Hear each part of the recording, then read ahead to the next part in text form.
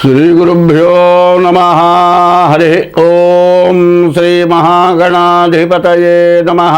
श्री महासरस्वत्यै नमः। हरि ओम यक्कर्ता जगतां भर्ता संहर्ता महसां निधिः प्रणमामि तमादित्यं बहिरन्तस्तमोपकम् भवत्यश्विनी नक्षत्रमस्ति दस्रस्तुरंगमः आद्यस्तुरंगस्तुरग अश्वो वाजो हये हयो हरि।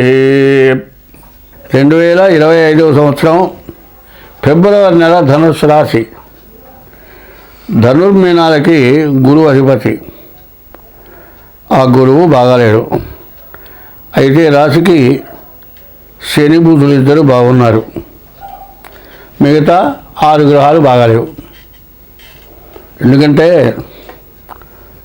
కొంతమంది కొన్ని గ్రహాలు బాగాలేవు, ఈ రాశులు బాగా ఉన్నాయని చెబుతున్నారు. బాగా ఉన్న గ్రహాలు ఎక్కువైతే బాగుండని గ్రహాలు 2 పాపగ్రహాలు చాలా తీక్షణమైన ఇబ్బందులు పెట్టే ఉన్నాయి. కాబట్టి దీన్ని బట్టి మనం ఏం చేయాలంటే, రాహు పూర్తిగా బాగాలేడు, కేతు అంతకంటే బాగాలేడు, 2 పాపగ్రహాలు. శుక్రుడు కూడా అర్ధాష్టమంలో ఉన్నాడు. అయితే ఉన్న వాటిలో రాహువు కేతువు ఈ 2 కూడా పాపగ్రహాలు. రవి కూడా పాపగ్రహం. ఈ రాహుకేతువుల మధ్యలో సూర్యచంద్రుడు పడితే గ్రహణం వచ్చింది. గ్రహణం వల్ల 1 సెకండ్ భూమి మీద సూర్యగ్రహాలు పడకపోతే దేశం రకరకాలైన క్షోభపడ్డది. అటువంటి రాహుకేతువులు పూర్తిగా బాగాలేరు. ఈ రాహుకేతువులు బాగుండవడమే కాకుండా మరి కుజుడు సప్తమంలో ఉన్నాడు, అది పెద్ద కుజ దోషం. గురువు 6 ఉన్నాడు, గురువు బాగాలేడు. 2 గ్రహాలు బాగున్నాయి. బాగున్న వాటి కింద లెక్క లేదు. ఎందుకంటే చెయ్యంతా బాగుందండి, 5 వేలు ఉన్నాయండి. ఈ బొటన వేలు మాత్రం వంగట్ల ఏం పట్టుకుంటానే వీల్లేదు. ఈ వేలి దెబ్బతేలింది. ఈ 4 వేలతో ఏమైనా బరువు ఎత్తుతావా? ఈ వేలు లేకుండా అసలు ఏ పని చేయలేము. ఈ 4 వేల కంటే 5వ గ్రహం 5వ వేలు చాలా విశేషమైంది. అదే పంచపాండవులు చెప్పేది. మరి పంచపాండవుల్లో ధర్మరాజు వేలు. ఎప్పుడైనా వేలు ముద్ర అంటే ఈ వేలు ముద్ర తీసుకుంటున్నాం. ఈ వేలు ఎంత విశేషమైందో చూడండి. అట్లాగే ఉన్న వాటిల్లో ఈ రాశికి గురుడు అధిపతి. ఆ గురుడు బాగాలేడు. తర్వాత శని కూడా ఈ ధనుస్సు రాశిలోకి మార్చి 30వ తారీఖుకి మీన రాశిలోకి శని రాబోతున్నాడు. జీవితానికి చాలా సమస్య, మామూలు సమస్య కాదు. అర్ధాష్టమ శని ప్రాణకంటకుడు, చాలా కష్టదశ ఇది. దీని గురించి అనుభవించేవాడు చెబితే వెళ్ళలేము. వాడు ఎంత చెప్పినా వాడి బాధపోదు. చెబితే కూడా కొంత వాడి బాధపోతుందేమో, కానీ దాచిపెట్టుకుంటే ఇంకా కడుపులో కుడుతాడు వాడు. అంత బాధ ఈ రాశికి, అంత చెడుదయం రాబోతుంది రాశి ప్రకారం ఇది. కాబట్టి మీ జన్మలగ్నాన్ని చూపించుకోవడం చాలా అవసరం. ఈ రాశి వాళ్ళకి సత్ప్రవర్తన ముందు కావాలి. నేను చెబుతూ ఉన్నాను, పెద్దవాళ్ళని గౌరవించటం. మరి కొన్ని జీవరాశులు, మంచి జీవరాశులు ఉన్నాయి. ఆవుకి ఆహారం పెట్టడం. సర్పం ప్రతివాడికి కూడా పనికిరానిది, దుర్మార్గపతి, కాటేసేది సర్పం. అయితే సర్పం అంత మంచిది ఇంకోట్లేదు. అది ఎవరన్నా ఆలోచిస్తున్నారా? దానికి ఏం చెప్పారంటే, బ్రాహ్మణానాం అనేకత్వం, సర్పాణం అతి నిద్రయోహో, గజానాం మందబుద్ధిశ్చ, త్రిభిః లోకోపకారకః. బ్రాహ్మణులు అందరూ ఏకంగా లేరు, ఇద్దరు ఒకటిగా లేరు. కారణం ఏంటంటే అందరూ కూడా శక్తిమంతులే. 33 కోట్ల దేవతలు ఉన్నారండి. ఏదో ఒక దేవుణ్ణి కూడా ఆరాధిస్తాడు. దానివల్ల వాడు మంచి ఫలితాన్ని పొందుతాడు, అవతల వాడికి మేలు చేస్తాడు. నువ్వేం చెబుతావు తెలిసిపోతాడు అవతల వాడిని. వాడు ఇంకో దేవుని పూజిస్తాడు. ఆ దేవుడి వల్ల వాడు శక్తి సంపాదిస్తాడు. కానీ నా దారి నీ దారి కాదు అంటాడు. నువ్వు చెప్పేది ఏందయ్యా, నేను దేవుణ్ణి పూజించాను, నాకు ఫలితం వచ్చింది అంటాడు. అంతేగాని ఒకటి మీద ఒకటి విరోధం కాదు. నీ సంగతి నువ్వు చూసుకో, నా సంగతి నేను చూసుకుంటా, నువ్వు నాకు చెప్పక్కర్లేదంటాడు వాడు. మరి మంచివాడు ఎవరు కూడా సర్పం దొరికిపోడు. సర్పం 23 గంటలు నిద్రపోతుంది, 1 గంటలో ఆహారం ఎత్తుక్కొని తిని పడుకుంటుంది. ఈ సర్పాలు పెద్దవాళ్ళు ఏం చేశారంటే, ఒకప్పుడు దొంగలు ఇళ్ళ మీద దూరంలో గాజేస్తూ ఉంటే గుంట తీసి గుంటలో డబ్బు బంగారం దాచిపెట్టారు. వాళ్ళు ఎవరి కోసమో, ఏ పిల్లల కోసమో దాచిపెట్టారు. వాళ్ళ మనవడు ఎవరైనా పసిపిల్ల అంటున్నాడు, వాడికి పెట్టాలని ఉద్దేశంతో దాచిపెట్టారు అనుకున్నాం.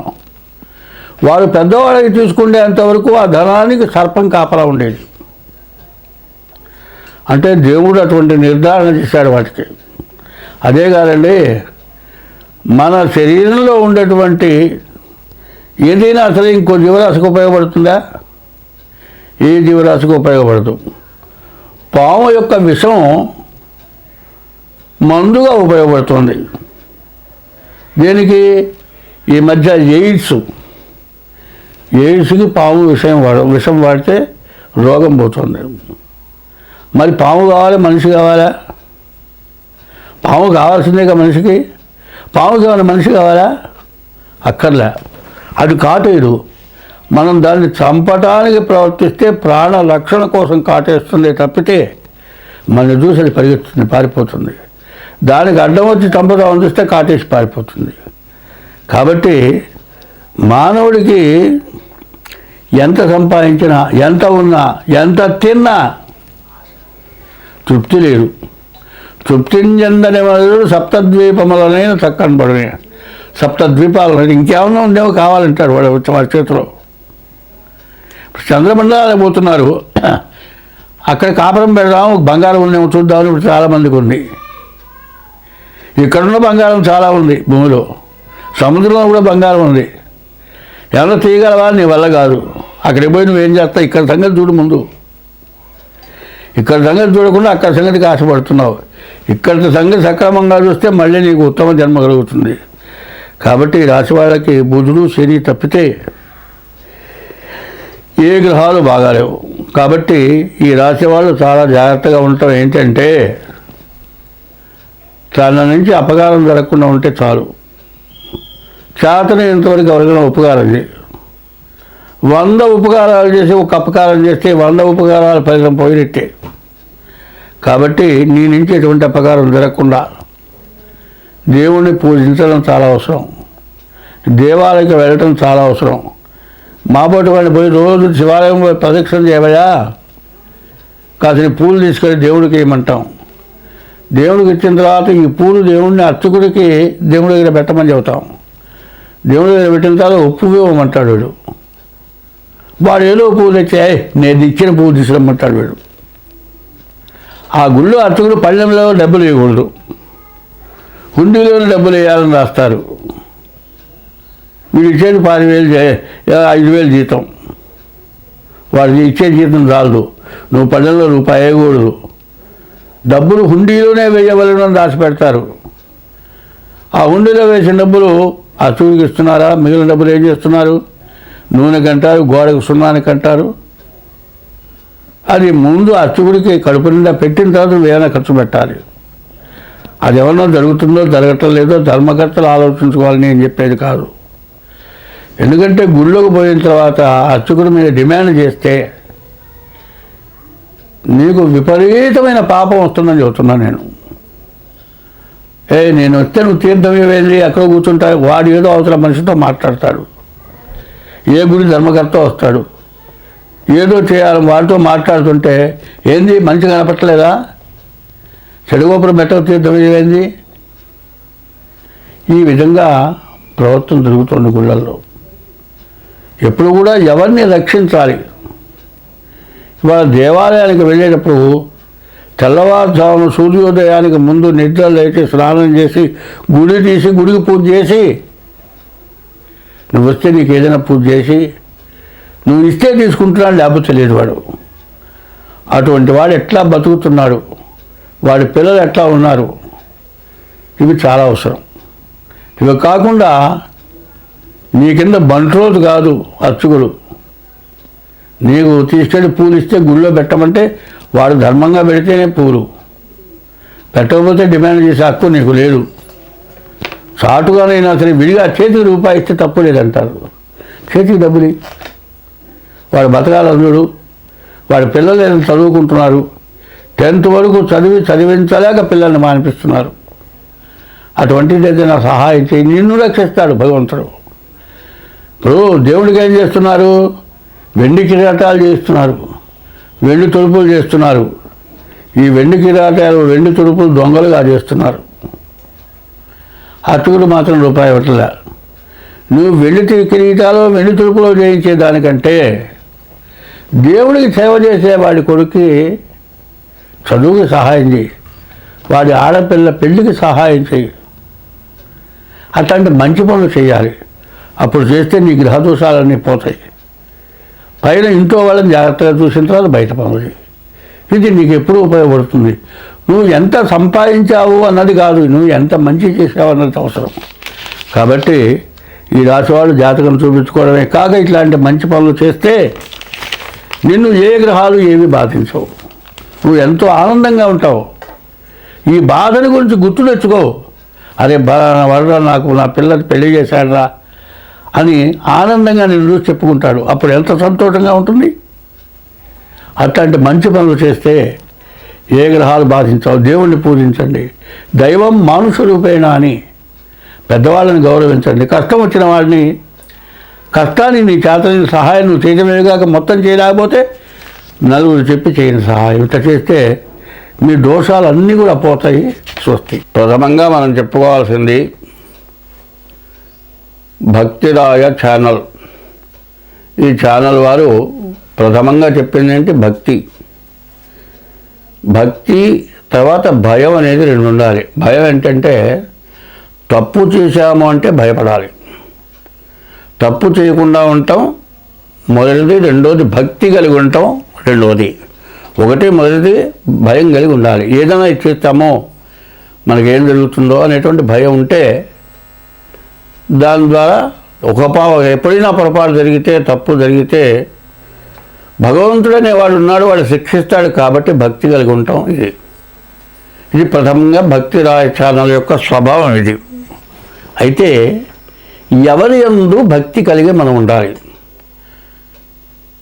ఇందాక శ్లోకం చెప్పా, యఃకర్త జగతాం భర్త సంహర్త మహసాం నిధి ప్రణమామి తమాదిత్యం బహిరంతస్తమోపహం. యఃకర్త, ఎవరు కర్త? అందరికీ కర్త. భార్యకి భర్త కర్త, భర్తకి యజమాని కర్త. యజమానికి భర్త లోబడతాడు, భర్తకి భార్య లోబడుతుంది. ఒకళ్ళ యందు ఒకళ్ళు కృతజ్ఞతాభావంతో ఉంటేనే జీవనం జరుగుతుంది. వీళ్ళందరికీ యఃకర్త, ఎవరా కర్త? భగవంతుడనేవాడు ఒకడు ఉన్నాడు కర్త. జగతాం భర్త, యఃకర్త జగతాం భర్త, జగత్తు మొత్తానికి భర్త, భరాయించేటువంటి వాడు ఒకడు ఉన్నాడు. యఃకర్త జగతాం భర్త, సంహర్త, అందరినీ సంరక్షిస్తున్నాడు. సంహర్త మహసాం నిధి, మొత్తం ప్రపంచం భూమి ఆకాశం రెండింటి యందు 84 లక్షల జీవరాశులు, ఆకాశంలో తిరిగేవి 21 లక్షలు, భూమి పైన తిరిగేవి 21 లక్షలు, భూమి లోపల తిరిగేవి 21 లక్షలు, నీటిలో తిరిగేవి 21 లక్షలు, మొత్తం కలిపి 84 లక్షల జీవరాశుల్ని సంరక్షించేటువంటి భగవానుడు ఎవరయ్యా అంటే సంహర్త, అందరినీ సంరక్షిస్తున్నాడు. మహసాన్నిధి, ఇంతమందిని రక్షించడానికి పోషించడానికి యజమాని అయినటువంటి వాడి దగ్గర తగినంత ధనం ఎట్లా ఉండాలో అదే విధంగా 84 లక్షల జీవరాశుల్ని సంరక్షించడానికి తగినటువంటి శక్తి, ధర్మం, భక్తి అన్నీ కలిగినటువంటి వాడు ఒకడున్నాడు. ఆయన ఎవరంటే ఆదిత్యోర్కో రవిర్భానుర్భాస్కరశ్చ దివాకర మార్తాండ స్మితాహేళ తీక్ష్ణాంశన్ బిహరో రవి. సూర్యుడనేవాడు ఒకడున్నాడు. ఆయన 12 పేర్లు కలిగి ఉన్నాడు. ఆదిత్య, అర్క, రవి, భాను, భాస్కర, దివాకర, మార్తాండ, సవిత, హేళి, తీక్ష్ణాంశో, మిహిర, రవి అని 12 పేర్లు గలటువంటి వాడు సూర్య భగవానుడు. ఎవరయ్యా అంటే సమస్త జీవరాశులకి, సమస్త దేశాలకి, 84 లక్షల జీవరాశులకి, ప్రపంచం మొత్తానికి అన్ని చోట్ల కనపడేటువంటి, అన్ని మతాలకి కనపడేటువంటి భగవానుడు ఒక్కడే సూర్య భగవానుడు. ఆ సూర్య భగవానుడు వల్ల ఆయనే భగవంతుడిగా సూర్యోదయ అస్తమయాల వల్ల ఒక పండగకి ఆ సూర్యుడు చూసే పండుగ చేస్తూ ఉన్నాం. నిన్న జరిగినటువంటి పండుగ సూర్యుడు మకర నుంచి సంక్రమణం వచ్చినటువంటి రోజున పండుగ చేశాం. అటువంటి సూర్య భగవానుడే అందరికీ కనబడేటువంటి భగవంతుడు, ప్రతినిత్యం మనకు దర్శనమిచ్చేటువంటి భగవంతుడు. అటువంటి భగవంతుడు ఒక్క సెకండు భూమి మీద పడకపోయినట్లయితే మన యొక్క జీవరాశులు ఏమైపోతాయి? సర్వం వినాశనమైపోతాయి. రకరకాల వ్యాధులు పుడతాయి, రకరకాల జీవరాశులు ఉద్భవిస్తాయి. ఆ జీవరాశుల వల్ల మరణాలు సంభవిస్తాయి. కాబట్టి అటువంటి భగవంతుడిని మనం ప్రార్థించాము. ఆ భగవంతుడి యందు భక్తి కలిగి, జ్ఞానం కలిగి, ఎప్పుడూ కూడా సూర్యుడు ఉదయించేప్పుడు ఉదయం బ్రహ్మస్వరూపము, మధ్యాహ్నంతు మహేశ్వరము, సాయంకాలం స్వయం విష్ణు, త్రికాలం వహ దివాకరం, 3 వేళలా ఉదయం పూట బ్రహ్మ, మధ్యాహ్నం పూట మహేశ్వరుడు, సాయంకాలం పూట ఈశ్వరుడు, 3 వేళలా 3 రూపాలతో ఉన్నటువంటి భగవానుడైనటువంటి సూర్య భగవానుణ్ణి మనం ప్రతిరోజు నమస్కరించి పూజించి, ఆయన లేకపోతే మనం లేము, ఆయన వల్లే మనం బ్రతుకుతున్నాము అనేటువంటి భక్తిభావం కలిగి ఇంతమంది బతకటానికి, ఇంతమంది జీవించడానికి సూర్య చంద్రుల వల్లే మనకు జరుగుతోంది. అటువంటి సూర్య చంద్రుల వల్ల మనకు జరుగుతోంది ఏంటంటే, ఎట్లా పుట్టామయ్యా అంటే ప్రతి జీవరాశి కూడా ప్రాణి అనేది ఒకటి ఉంది. ఆ ప్రాణి పోయిన తర్వాత ఎంత మినుగురు పురుగులాగా ఉంటుంది. అది వెళ్ళిపోతుంది. వెళ్ళిపోయి భగవానుడు అయినటువంటి ఆకాశంలోకి వెళ్ళిపోయి ఆ సూర్య భగవానుడి దగ్గర, అసలైన భగవంతుడి దగ్గర ఉంటుంది. అది దాని టైం అయిపోయిన తర్వాత వర్షం కురిసేటప్పుడు నీటిలో కలిసి ఆ ప్రాణి వస్తుంది. ఆ ప్రాణి నీటిలో కలిసి భూమి మీద పడుతుంది. ఆ భూమిలోకి వచ్చేప్పటికి ఆ నీళ్లలో నుంచి భూమి యందు పుడుతుంది.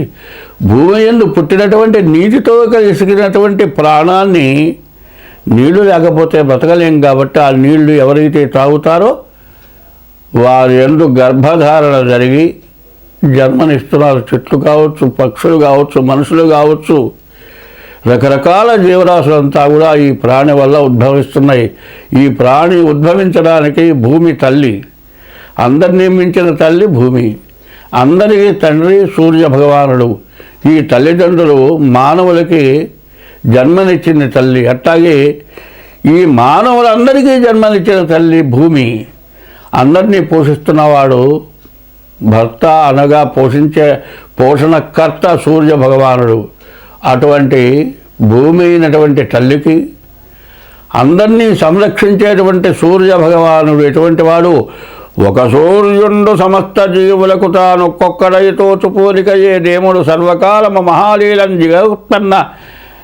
నిజోత్పన్న జన్యకటంబంబుద హృత్సరోహమలన్ నానా విధానమున రూపకుడై ఒప్పుతుయుండు అట్టి హరినే ప్రార్థింతు సిద్ధుండనై అని భాగవతంలో ఈ పద్యం చెప్పబడింది.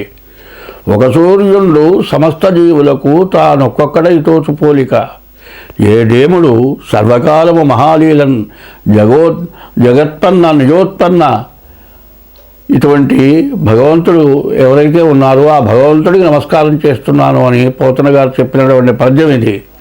అట్లాగే ఈ సూర్యుడిని మనం ప్రార్థించాలి. ప్రతిరోజు కూడా సూర్యోదయానికి ముందు లేచి బ్రహ్మ ముహూర్తంలో సూర్య భగవాన్ని ప్రార్థించడం.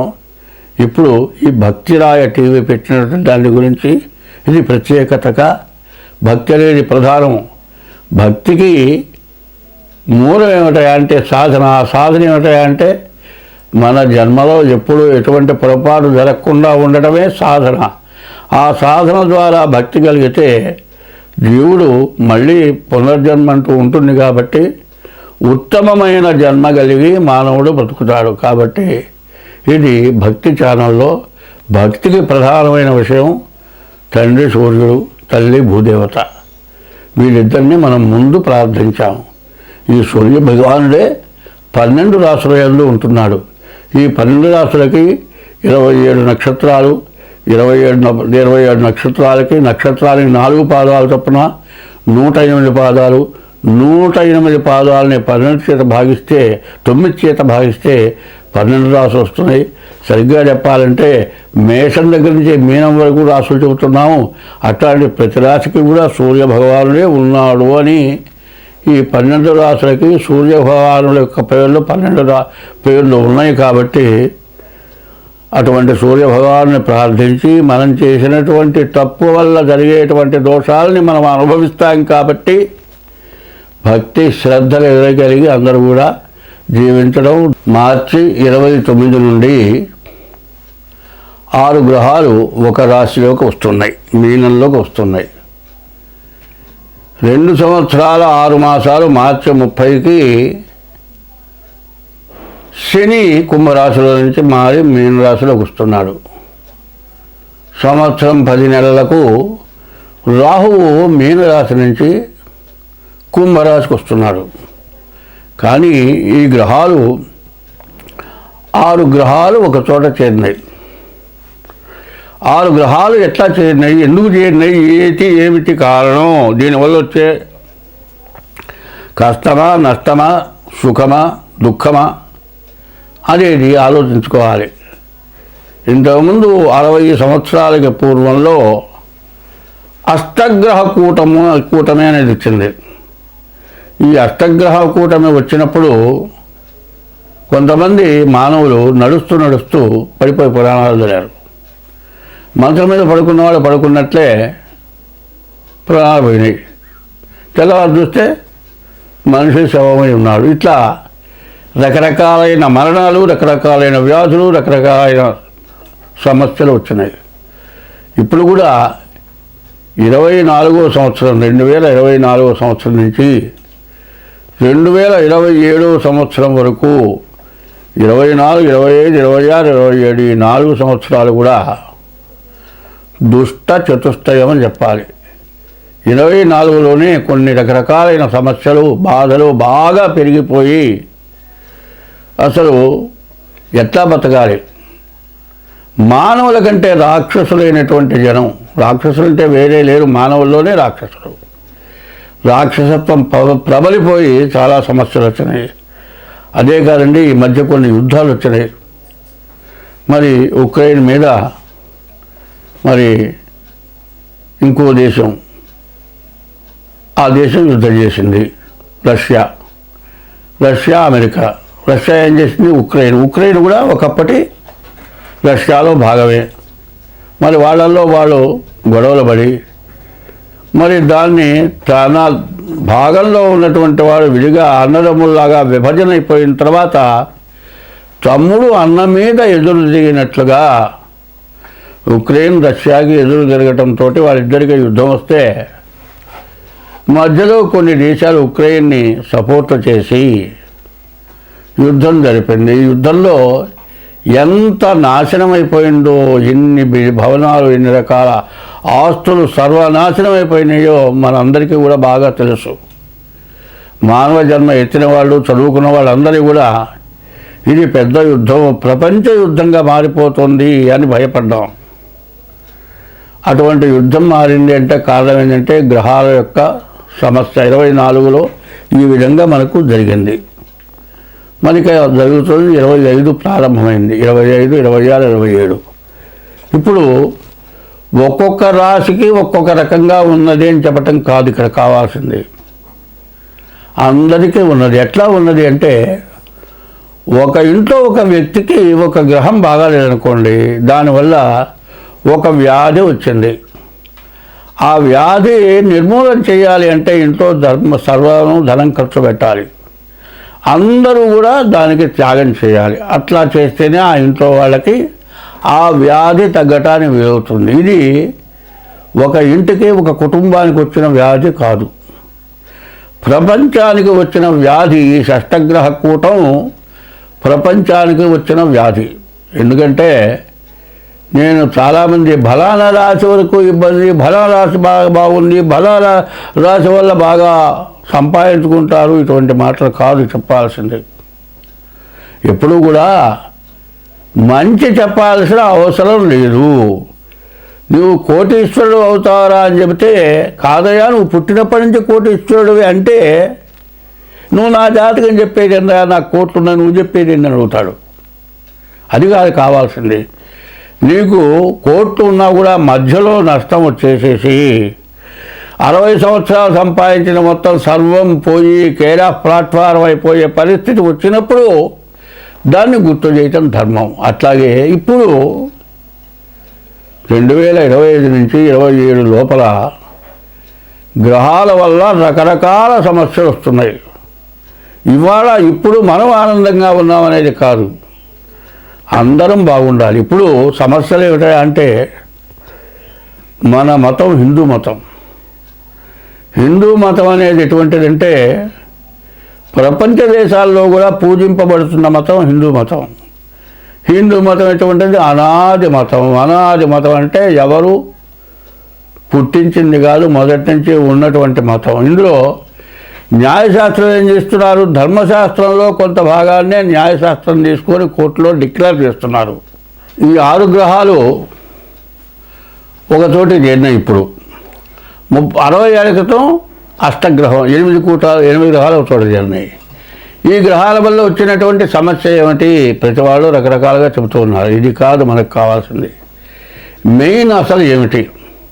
ఆ మెయిన్ ఎట్లా ఉంటుంది? మెయిన్ అనేది మొదటిది అనేది ఎట్లా ఉంటుంది? ఏమంటే శరీరం ఉంది కదా, శరీరానికి 8 రంధ్రాలు ఇచ్చారండి. ఆ 8 రంధ్రాలు ఏంటి? చెవులు 2, కళ్ళు 2 4, ముక్కులు 2 6, నోరు 1 7. 9 రంధ్రాలు ఎక్కడున్నాయి? ఈ మెడకాయ దగ్గర నుంచి పైన 7 రంధ్రాలు ఉన్నాయి. మిగతా 2 రంధ్రాలు 1 2 మొత్తం కలిపి 9 రంధ్రాలు అయినాయి. ఈ 9 రంధ్రాలు 9 గ్రహాలు అయినాయండి. ఈ 9 గ్రహాలు కాదు, 9 రకరకాల ధాన్యాలు ఉన్నాయండి. ఈ 9 సంఖ్య ఎన్ని రకాలుగా ఉందో చూడండి. మరి చిరుధాన్యాలు అంటున్నారు ఇవాళ. ప్రతి వాళ్ళు చిరుధాన్యాలు 9 రకాల ధాన్యాలు తినమంటున్నారు. అట్లాగే 9 రంధ్రాలు, 9 గ్రహాలు, ఇవన్నీ కూడా ఏం చేస్తున్నాయి అనేది మనకు కావాలి మెయిన్గా. అయితే ఎవడికో వస్తుందనే మాటకి నేను అడుగుతున్నాను. ఎవడికో కాదు, నీకే రావచ్చు. కన్ను ఉందండి, కన్ను ఒక గ్రహం రక్షణ చేస్తుంది, ఒక గ్రహం చెవుల్ని రక్షణ చేస్తుంది, ఒక గ్రహం నోరుని రక్షణ చేస్తుంది, ఒక గ్రహం ముక్కుని రక్షణ చేస్తుంది, ఒక గ్రహం కాళ్ళు చేతులు వీటిని రక్షణ చేస్తుంది. దీంట్లో ఏది రక్షణ చేయకపోయినా ఎవరికి ఇబ్బంది? నీకేగా ఇబ్బంది. అట్లాగే కుటుంబ వ్యవస్థలో ఎవరో ఒకళ్ళకి ఇట్లా ఇబ్బంది కలిగితే ఏమవుతుంది? అందరికీ బాధే. సరే, కుటుంబంలో ఒక వ్యక్తికి ఒక ఇబ్బంది కలిగితే కుటుంబంలో వ్యక్తులందరికీ ఇబ్బంది కదా అనుకుంటే, ఒక దేశానికే ఇబ్బంది కలిగితే దేశంలో ప్రజలందరికీ కూడా ఇబ్బంది కలుగుతుంది. రాజపాపం పురోహిత, రాజు చేసినటువంటి పాపాన్ని పురోహితుడు అనుభవించాలి, పురోహితుడు చేసిన పాపాన్ని ప్రజలు అనుభవించాలి. ఈ అనుభవం లేకుండా పోవాలంటే దైవభక్తి కావాలి. ఈ దైవభక్తి అనేది ప్రధానంగా ఉండాలి. ఏమండి, జ్యోతిష్యం చెబుతున్నారు, జ్యోతిష్యంలో మాకు జరగట్లేదు, మాకేమీ లేదు, అంతా జ్యోతిష్యం ఏం చెబుతున్నారు, తలావ చెబుతున్నారు, ఏది చెప్పినా ఏది చేసినా మాకు బాధలు పోవటం లేదు అనేవాళ్ళు చాలామంది ఉన్నారు. ఎందుకు పోవటం లేదు? మనం జ్యోతిష్యం ప్రకారం పూజ చేసాము, పూజ చేస్తే ఎందుకు పోలేదు అనేది కాకుండా, పూజల వల్లే పోవటం లేదా, ఇంకే దీనివల్ల పోవటం లేదు మనకి ఈ బాధలు అనేది మనం మెయిన్గా ఆలోచించుకోవాలి. ఎట్లాగూ ఎప్పుడు కూడా స్త్రీని తల్లి, భూమి తల్లి, అమ్మవారు తల్లి, అట్లాగే ఇంట్లో గృహిణి తల్లి. ఆడమనిషిగా ఏం చెప్పారు? 4 రకాల స్త్రీలు ఉన్నారు. మరి 4 రకాల స్త్రీలలో మంచి జాతి స్త్రీలు ఉన్నారు, రకరకాలు ఉన్నారు. వాళ్ళ వల్లే ఈ లోకం దేశం బాగుపడుతోంది. అందువల్ల భార్యని పెళ్లి చేసుకున్న తర్వాత వాడు ఇంట్లోనే భార్యని అట్టు పెడుతున్నాడు. భార్య ఇంటి బాధ్యతలను తీసుకుంటోంది, ఎవరిని ఎట్టా చూడాలో అట్టగా చూస్తోంది. ఆమె ఎట్లా ఉంటుంది? కార్యేషు దాసి, చేసే పనులలో దాసిగా పనిచేస్తుంది. కరణేషు మంత్రి భర్తకి సలహా ఇవ్వటంలో మంచిగా ఉపయోగపడుతోంది. భోజ్యేషు మాత, భర్తకి భోజనం పెట్టేప్పుడు తల్లిలాగా పెడుతోంది. శయనేషు రంభ, భర్తతో పడుకున్నప్పుడు రంభలాగా ఉంటుంది. షట్కర్మయుక్త, 6 కర్మలు చేస్తోంది. కులధర్మపత్ని అన్నారు. భర్త అంటే భరాయించేవాడు, భార్య అంటే భాగాన్ని పంచుకుండేది. ఈ 2 భూమి ఆకాశం. సూర్యుడు భూమి తల్లి, సూర్య భగవానుడు తండ్రి. వాళ్ళెట్టాగో మనం భూలోకంలో కూడా భార్య భర్త సూర్యుడు, భార్య భూమి. భూమి ఏం చేస్తుంది? భూమిలోంచి నీళ్ళు వస్తున్నాయి, నవధాన్యాలు పండుతున్నాయి, మరి సముద్రంలో ఉప్పు నీళ్ళు వస్తున్నాయి, మరి నదిలోనే మంచినీళ్ళు వస్తున్నాయి. ఇవి కాక విషవాయువులు వస్తున్నాయి, ఆయిల్స్ వస్తున్నాయి. మరి మంచినీళ్ళు వస్తున్నాయి తాగుదాం కదా అని మంచినీళ్ళు తాగాలి, బావిలో నుంచి ఆయిల్ వస్తుంది కదా, అది తాగితే బతుకుతామా? బతకం కదా. ఏది తినాలో అది తినాలి, ఏది తాగాలో అది తాగాలి. అది కూడా ఎక్కడి నుంచి వస్తుంది? అంతా భూమి నుంచే ఉద్భవిస్తుంది. అట్లాగే స్త్రీ వల్లే అన్నీ ఉద్భవిస్తున్నాయి. ఇవి తెలుసుకొని కామక్రోధశ్చ లోభశ్చ దేహే తిష్టంతి తస్కరాః జ్ఞానవిత్తాపహారేణ తస్మాత్ జాగ్రత్త. కామం క్రోధము, ఈ కామం క్రోధము రెండింటి వల్లే దేశమంతా సర్వనాశనమైపోతుంది. కామం అనేది చాలా తక్కువ. ఎటువంటిది? యవ్వనం చాలా కొద్ది. మనిషి 100 సంవత్సరాలు బతికితే బాల్యం 25 సంవత్సరాలు, యవ్వనం ఒక 5 సంవత్సరాలు ఉంటుంది. కౌమారం వార్ధక్యం అంటే 100 సంవత్సరాలు ఇచ్చాడు. 100 సంవత్సరాల వయస్సులో సరిగ్గా యవ్వనం అనేది పూర్తిగా 10 సంవత్సరాలు ఉందని చెప్పడానికి ఇప్పుడు లేదు. ఈ యవ్వనంలో చేయడాని పనుల వల్ల మనకు ఈ గ్రహాలన్నీ కూడా మారిపోతున్నాయి. కారణం ఏమిటా అంటే కుక్కలకు ఒక టైం ఇచ్చాడు సంగమం చేయటానికి. మరి కొన్ని జాతులకి ఏనుగుండి నీటిలో సంగమం చేస్తుంది. మనం ఏం చేస్తున్నాం? అన్నీ తెలుసు. 24 గంటలు ఆడది కావాలి వీడికి. ఏ టైము వేళ పాడ లేదు. మరి వాళ్ళే మిగతా జాతులు ఏం చేస్తున్నాయి? వాటికి ఇచ్చిన టైంలోనే సంగమం చేస్తున్నాయి. దానివల్ల మరి ఉత్పత్తి చేస్తున్నాయి. మనం ఎప్పుడు పడితే అప్పుడు. దీనివల్ల చాలా నష్టం జరుగుతుంది. ఈ కామం ఎటువంటి చేస్తుంది? ఇంట్లో భార్య ఉందంటే వాడు ఏం చేస్తాడు? ఇంకొక ఈమె 4 పిల్లలు పుట్టారు, ఈ విడిగా ఓపిక పోయింది, శక్తి నశించిపోయింది, రూపంలో కళ తగ్గింది. ఇంకొక ఆమె దొరికింది పనిచేసే చోట, ఆమె బాగా అందంగా ఉంది. ఆమె ఏం చేస్తుంది? వీడెమ్మడి పడుతుంది. వీడేం చేస్తాడు? ఆమె మడిపడతాడు. చివరికి ఏమవుతుంది? ఇంట్లో భార్యకో ఎవరికో తెలుస్తుంది, ఆమె తగాదా పెట్టుకుంటుంది. వీడేం చేస్తాడు? నువ్వు అక్కడ వెళ్ళిపో, నువ్వు ఉంటే ఉండు, పోతే పో అంటాడు. తల్లిదండ్రులు చేస్తారు, ఈ పిల్లల్ని తీసుకెళ్తారు, కోర్టులో వేస్తారు. మరి వీడి తల్లిదండ్రులని వీడిని మొత్తాన్ని పోలీస్ స్టేషన్లో పెడతారు, కేసు అవుతుంది. సరే ఎట్టా డైవర్స్ తీసుకుంటారు, బాగానే ఉందండి. ఈ తల్లిదండ్రులు ఏం చేస్తారు? ఈ పిల్లలు, అమ్మా నువ్వు అన్యాయం అయిపోతున్నావు, నీకు భర్త లేడు కదా, మేము ఎన్నాళ్ళు నిన్ను పోషిస్తాం, నువ్వు ఇంకో పెళ్లి చేసుకోమని పెళ్లి చేస్తున్నారు. వాడు ఏం చేస్తున్నాడు? ఎవరినో దేన్నో పట్టుకున్నాడు, దాన్ని వాడు పెళ్లి చేసుకుంటున్నాడు. ఇద్దరు కలిసి 4 పిల్లల్ని కన్నారు కదా. నీవు నీ పిల్లల్ని చూస్తానంటే తర్వాత చేసుకున్నవాడు నీ పిల్లల్ని చూడటానికి ఇష్టపడతాడా? ఇష్టపడ్డు.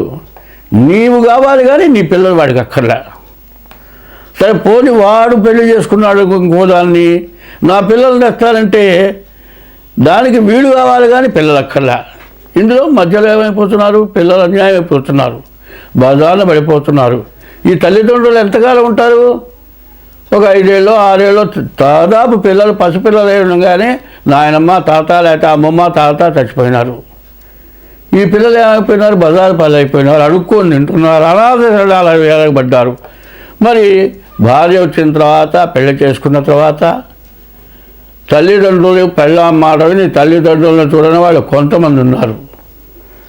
సరే భార్యను ఇబ్బంది పెట్టి తల్లిదండ్రులను చూసి భార్యను వదిలిపెట్టి ఇంకో దాంతో పోయిన వాళ్ళు ఉన్నారు. ఇవి మహాపాపాలు అవునా కాదా? ఎవరికి వాళ్ళు ఆలోచించుకోండి. ఈ షడ్గ్రహ ఈ 6 గ్రహాల యొక్క కూటమి ఇటువంటి పాపాలు ఎవరైతే చేశారో అవి అప్పుడు గుర్తుకొస్తాయి.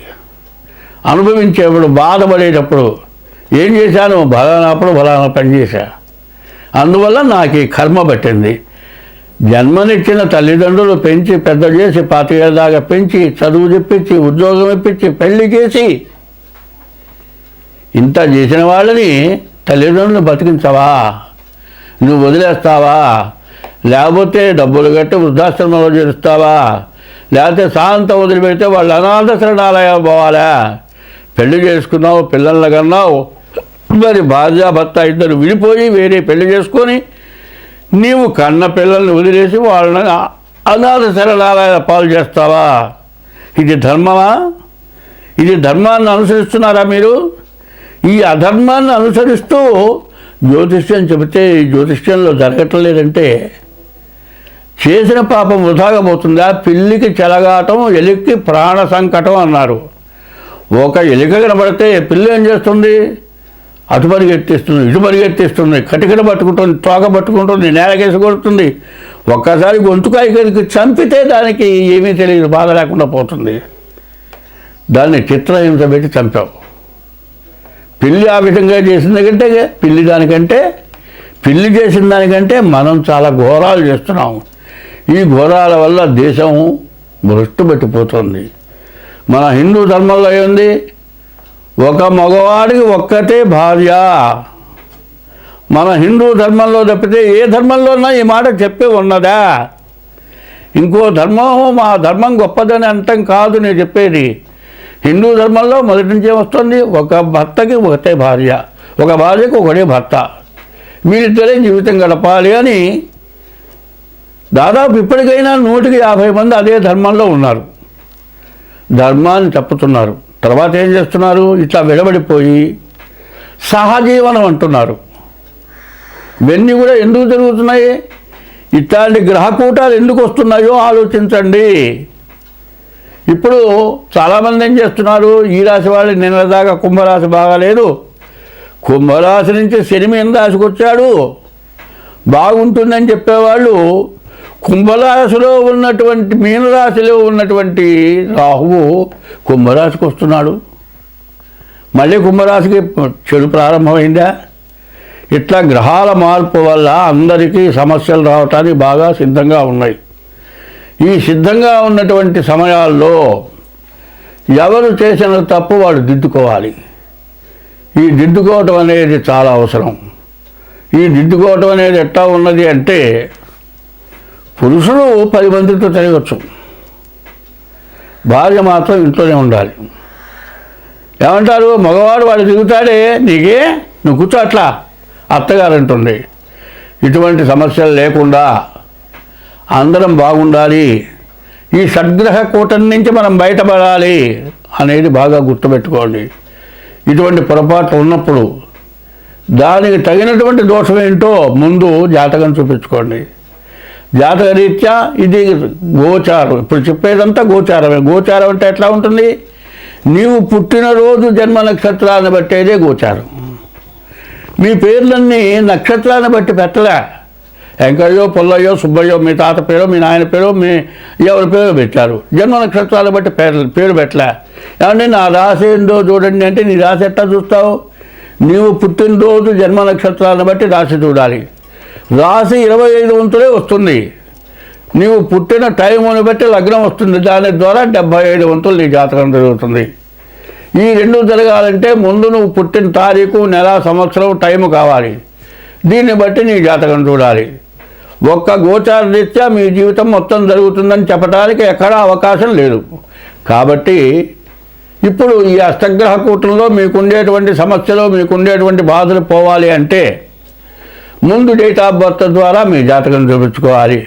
ఏమంటే మా పెద్దవాళ్ళు డేట్ ఆఫ్ బర్త్ రాయలేదు, మాకు సరిగ్గా జాతకం తెలియదు, ఎట్లా చెబుతారు మా జాతకం అంటే, డేట్ ఆఫ్ బర్త్ ఉండి కూడా టైం తేడా వస్తే కూడా లగ్నం మారిపోతుంది. కాబట్టి హస్త సాముద్రిక ద్వారా రెండోది. ఈ 2 రకాల్లో నేను చూస్తా జాతకం. ఇప్పుడు మీ డేట్ ఆఫ్ బర్త్ ఉంటే డేట్ ఆఫ్ బర్త్ పంపించండి, డేట్ ఆఫ్ బర్త్ లేకపోతే హస్త సాముద్రిక ద్వారా దీనికి తగినటువంటి ఫీజు కట్టాలి. ఆ ఫీజు ప్రకారం మీ జాతకం చెప్పడం జరుగుతుంది. వచ్చేది క్రిటికల్. ఎందుకంటే షష్టగ్రహ కూటం చాలా ఇబ్బందికరమైంది. ఒక పెద్ద అగాధంలోకి దిగబోతున్నాము. అగాధంలో దిగక మునుపు పైన ఉండగానే మన జాగ్రత్త మనకు కావాలి. అగాధంలో దిగిన తర్వాత ఏమి చేయగలిగింది లేదు. అగాధంలో దిగిన తర్వాత ఏమయ్యా అని ఎవరన్నా నాబోటని అడిగానుకో, నేను చెయ్యిచ్చి పైకి రారా అంటే వాడేం చేస్తాడో చెయ్యి పట్టుకొని నన్ను కూడా అగాధంలోకి లాగి కింద పడేసి, ఏమిరా నేను కింద ఉండేవాడు నువ్వు పైన ఉండేవాడివా, నువ్వు కూడా కింద పడ్డావుగా, చూసుకొని ఈ సంగతి ఏందో చూసుకో అంటాడు. అది కాదు మనకు కావాల్సింది. అగాధంలో పడక మునుపు జాగ్రత్త పడాలి. అగాధంలో పడ్డ తర్వాత జాగ్రత్త కాదు మనకు కావాల్సింది. కాబట్టి రాబోయే మార్చి నెల నుంచి షష్టగ్రహ కూటం వల్ల సమస్యలు, బాధలు, దేశాలకు యుద్ధాలు, ప్రపంచ యుద్ధాలు, రాబోయే సంవత్సరంలో నవనాయకులు ఉంటారు. 9 గ్రహాలు, పాపగ్రహాలు ఎక్కువ ఉన్నాయి. పాపగ్రహాల వల్ల సమస్యలు ఎక్కువ ఉంటాయి. కాబట్టి ప్రతి వాళ్ళు కూడా మీ జాతక రీత్యా జరగబోయేది ఏమిటి అనేది మీరు గ్రహించాలి. మీరు బాధ లేకుండా ఉండాలి. ఎట్లా ఉండాలంటే 60 సంవత్సరాలు ఒక 2 కోట్లు సంపాదించారండి, వాడు తినగా 4 కుటుంబాలు బతికేటట్లుగా ఉన్నదండి. ఈ దెబ్బలో 2 కోట్లు కాదు, ఈ 2 కోట్లు పోయి ఇంకో 4 కోట్లు అప్పు అవుతుంది. ఈ 60 ఏళ్ళ వాడు ముందు సంపాదించగలుగుతాడా? లేదు. తర్వాత బాధపడి ప్రయోజనం ఏంటి? కాలికి దెబ్బ తగిలిందండి, ముందు సెప్టిక్ కాకుండా ఇంజెక్షన్ చేయించుకొని కట్టు కట్టించుకుంటే తగ్గుతుంది. సెప్టిక్ కాకుండా ఇంజెక్షన్ చేయించుకోకుండా కట్టు కట్టుకోకుండా తిరిగితే మట్టి అంతా పట్టుకొని సెప్టిక్ అయి వేలు పోతుంది, తర్వాత కాలు పోతుంది. అట్లాగే ఇప్పుడున్నటువంటి ఆ షష్టగ్రహ కూటం వల్ల జరగబోయేది ఏమిటంటే ముందు మీ జాగ్రత్తలు మీరు పడాలి, మీ జాతకాలు చూపించుకోవాలి. దాని యొక్క పరిస్థితి ఏమిటంటే కొన్ని గ్రహాలతో పాటు కొన్ని పూజలు కూడా ఉన్నాయి. ఆ గ్రహ దోషాలతో పాటు పూజలు చేయాలి. పూజలు ఎందుకు చేయాలి? నువ్వు చేసిన పాపం పోవటానికి కొన్ని పూజలు చేయాలి. సూర్యుడు నీకు బాగా లేదండి. సూర్యుడికి అధిదేవత ఈశ్వరుడు రుద్రుడు. సూర్యుడు జపంతో పాటు రుద్రుడు కూడా అభిషేకం చేయాలి. అట్లాగే ఒక్కొక్క రాశికి, ఒక్కొక్క గ్రహానికి, గ్రహ దోషాలకి గ్రహ పూజలు కాక దేవతా పూజలు ఉన్నాయి. ఈ దేవతా పూజలు కూడా చేసుకోవడం చాలా అవసరం. ఇట్లా ప్రవర్తించడం, ప్రతిరోజు కూడా నీ ఇష్టదేవాన్ని పూజించడం, ఇవన్నీ చేసుకోవడమే కాక ఇది ఫిబ్రవరి నెల చాలా దగ్గరలోకి వచ్చింది. ముందుగా మీ జాతకాలు చూపించుకొని మీకు ఏం చేయాలో చేసుకొని, అయితే బాధలు తప్పవు. 100 వంతులు కాకుండా 25 వంతులు తగ్గుతాయి, 75 వంతులు మీరు బయటపడతారు. కాబట్టి ఈ విషయాలు మీరు బాగా అర్థం చేసుకొని జాగ్రత్తగా మీ జాతకాలు చూపించుకొని అన్ని విధాలా బాగుంటుంది. మీరందరూ సుఖంగా ఉంటారు. అందరం బాగుండాలి. బ్రాహ్మడు గోవు బాగుండేటైతే ప్రజలంతా కూడా బాగుంటారు, దేశమంతా బాగుంటుంది. గోబ్రాహ్మణేభ్య శుభమస్తు నిత్యం లోకా సమస్త సుఖినో భవంతు అని చెప్పింది. కాబట్టి అందరం బాగుండాలి అంటే ముందు చెప్పిన విధం ప్రవర్తించండి.